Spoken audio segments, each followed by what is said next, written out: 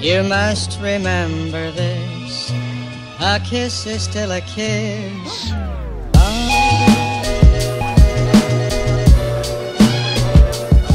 안녕하세요, 디에디트 에디터 H입니다. 저는 지금 비 내리는 시카고의 한 학교에 와 있습니다. 졸업한 지 정말 한참 됐는데 아침부터 학교에 와 있으려니 기분이 이상한데요.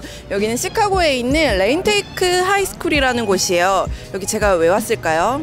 애플의 3월 이벤트를 직접 현장에서 보려고 여기 와 있습니다. 이번 주제는 에듀케이션, 교육이라는데요. 교육에 대해서 저는 아무것도 모르지만 열심히 잘 듣고 정리해 볼게요. 여러분, 그럼 영상 보러 가실까요? 사실 많은 분들이 아이폰 SE 후속작이나 새로운 맥북 같은 제품 소식을 기대하셨을 것 같아요. 하드웨어 발표를 기다렸다면 조금 맥 빠지겠지만 그래도 의미 있는 이야기가 많았습니다. 주인공을 맡은 제품은 단연 아이패드입니다. 신제품도 공개됐는데요. 프로세스가 A10 퓨전 칩으로 업그레이드되고 애플 펜슬까지 지원하게 됐다는 점을 빼면 기존 5세대 아이패드와 거의 비슷한 모델이라고 생각하시면 됩니다.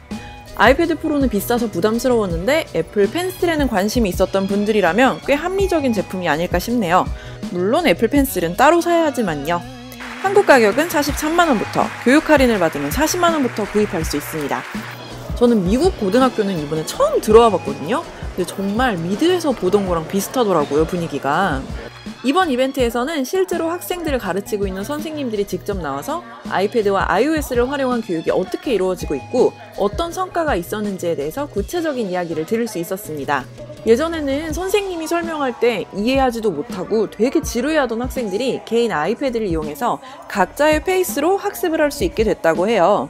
갑자기 아이패드 때문에 공부를 빵 하고 잘하게 되고 이런 건 아니고 학생마다 이해도랑 학습 수준에 맞게 맞춤형 교육이 가능해졌다고 보는 게 맞겠습니다.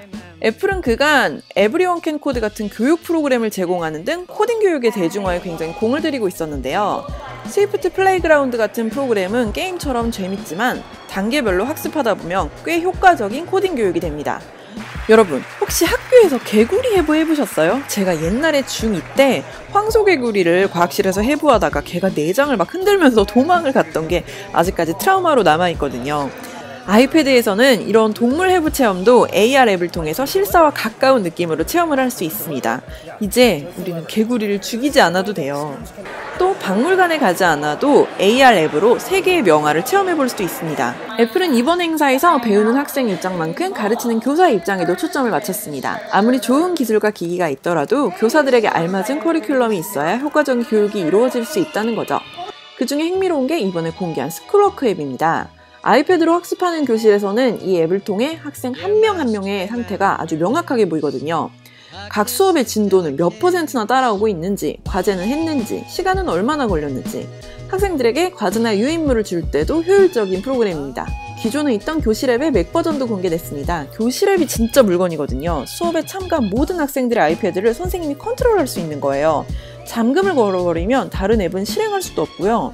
선생님이 특정 학생의 아이패드 화면을 미러링하거나 어떤 앱을 실행하고 있는지 확인할 수 있습니다. 이 앱으로 수업하는 교실에서는 절대 딴짓을 할 수 없겠죠?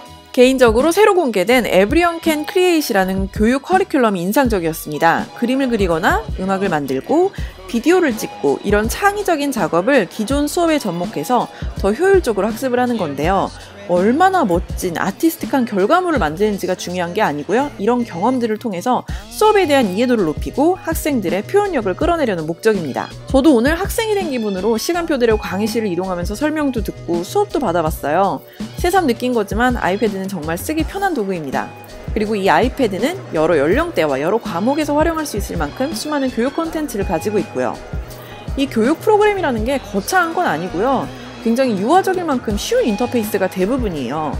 코딩이 뭔지 쥐뿔도 모르는 제가 코드를 몇 개 입력해서 로봇을 원하는 댄스를 추게 하는 것만 봐도 알 수 있죠. 너무나 쉽게 창의성을 뽐낼 수 있는 제 다음 세대의 학생들이 부럽다는 생각이 들었습니다. 저는 어릴 때 학교 공부가 즐거웠던 적이 한 번도 없었어요. 시험 기간에 억지로 벼락치기 공부만 했고 몰래 수업 시간에 그림을 그리거나 글을 쓰는 게 훨씬 즐거웠거든요. 만약에 그 당시에 저한테도 이렇게 창의성을 길러주는 교육 프로그램이나 제품, 기술이 있었다면 지금의 제가 조금 달라졌을까요?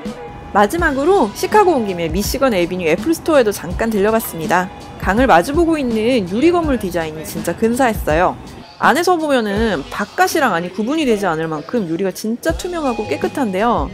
전날 밤에 와보니까 청소를 진짜 열심히 하더라고요. 여기서도 제가 갔을 때 초보자들도 영상을 쉽게 만들 수 있는 클립스 앱에 대한 교육이 진행 중이었습니다. 아이들도 이 앱을 통해서 자기가 하고 싶은 스토리를 표현을 하면서 영상을 멋지게 만들어낸다고 하더라고요. 많은 사람들이 스토어에서 자유롭게 앉아서 그 강의를 듣고 있는 모습도 인상적이었습니다. 자, 애플의 3월 이벤트에 다녀온 저의 이야기는 여기까지입니다. 자세한 얘기는 디에디트 웹사이트에서 확인해 주시고요. 구독하는 것도 잊지 마시고 다음 영상에서 또 만날게요, 여러분. 안녕.